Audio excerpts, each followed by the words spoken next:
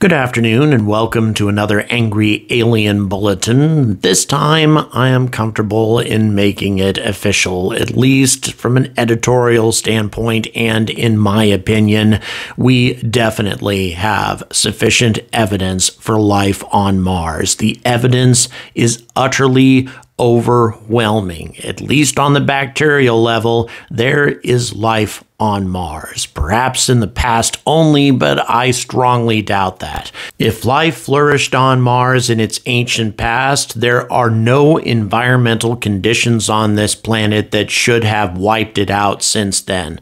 There is life on Mars, and I'm going to tell you why right now.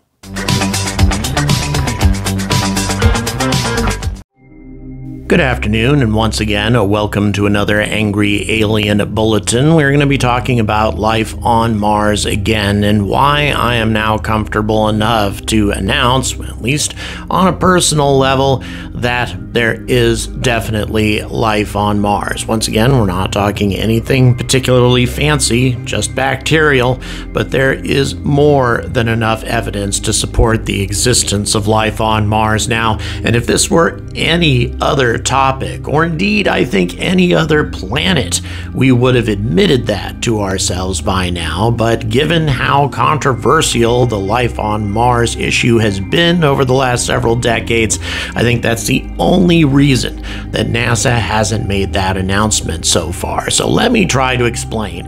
If you want all the details on all of the other evidence that we have for life on Mars, well, I have a video linked at the end of this one, but I'm going to go ahead and summarize the enormous amount of evidence that we've gathered so far.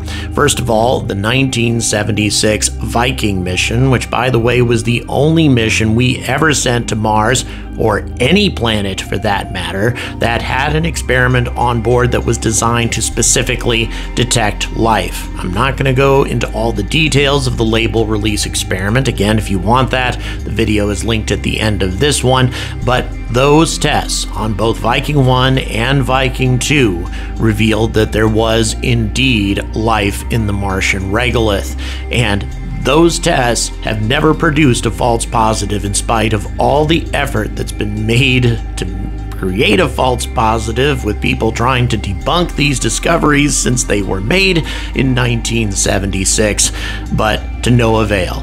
And that is pretty compelling evidence on its own. Since that time, Perseverance has also found organic matter in the Martian regolith, and the Curiosity rover has made an amazing series of discoveries. First of all, the presence of methane in unusual quantities, and only during the warm summer months when we would expect an increase in methane from bacteria that may be flourishing in warmer temperatures. The only other thing that could be creating methane in these quantities would be geological activity, and the time of year and the temperature should have no impact on that whatsoever. In addition, Curiosity has discovered an unusual amount of oxygen in the atmosphere, again, life being a very likely candidate for having created that, and also an unusual amount of manganese on an ancient Martian shoreline. Nothing should have created that much manganese except for life. And on top of that, you have a number of recent experiments that have determined that a wide variety of life could have survived just a little bit beneath the Martian surface. We're talking a few centimeters into the regolith for a very long and sustained period of time, suggesting that a wide variety of life could still be living there. And again, we would have no idea because we've made no effort to actually test for it since 1976. But the latest discovery is one of the most compelling. Again, by itself, it's not enough, but if you pile up all that other evidence that I've just mentioned, the number of abiotic coincidences that would have had to have arisen to create all of these things at the same time, and yet life not to be present, is just vanishingly small in terms of chances of it actually happening. Ridiculously small if you think about it. So let's go ahead and talk about this latest discovery. This is out of a Space.com article. The Perseverance rover has come across an intriguing arrowhead-shaped rock that hosts chemical signatures and structures that could have been formed by microbial life billions of years ago when Mars was significantly wetter than it is today. Inside the rock, which scientists have nicknamed Chayava Falls, Perseverance's instruments detected organic compounds, which are the precursors to the chemistry of life as we know it. Wisping through the length of the rock are veins of calcium sulfate, which are mineral deposits that suggest water, also essential for life, that also ran through the rock. The rover also found dozens of millimeter-sized splotches.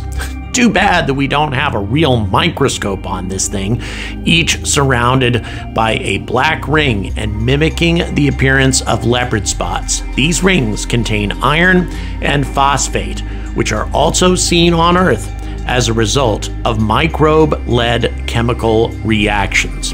Now, David Flannery, an astrobiologist and member of the Perseverance science team from the Queensland University of Technology in Australia, said the following, quote, "These spots are a big surprise. On Earth, these types of features in rocks are often associated with a fossilized record of microbes living in the subsurface," unquote. NASA goes on to say, spotting of this type on sedimentary terrestrial rocks can occur when chemical reactions involving hematite turn the rock from red to white. Those reactions can also release iron and phosphate, possibly causing the black halos to form. Reactions of this type can be an energy source for microbes, explaining the association between such features and microbes in a terrestrial setting. To be clear, the rock's visible features aren't irrefutable evidence of ancient microbial life on Mars. Not yet, at least. It is possible, for instance, that the observed calcium sulfate entered the rock at uninhabitably high temperatures, perhaps during a nearby volcanic event. However, whether such non-biological chemical reactions could have resulted in the observed black ring spots is an open question, especially when one considers that this rock is loaded with organic compounds. When it comes right down to it, the biological explanation is unquestionably the best. But of course, since scientists are very hesitant to talk about life being possible on other planets or having evolved independently, although there are some very compelling theories to suggest that life has been seeded throughout the solar system by meteorites carried from one planet to another. This sort of theory seems to explain why there would be so many similar types of bacteria spread throughout the solar system. But if you consider the number of biosignatures that we have found already, from the methane to the oxygen to the manganese to the label release experiment to all of the other experiments that indicate that there are a number of Earth bacteria that could thrive in the Martian regolith, well, this is just getting to be way too many coincidences. And once you've had too many coincidences, well, it's no longer a coincidence. It's just the truth. I'll keep you guys up to date on all the newest developments with life on Mars and life on other planets for that matter, because it's not the only place, obviously, that we're looking for these sorts of discoveries.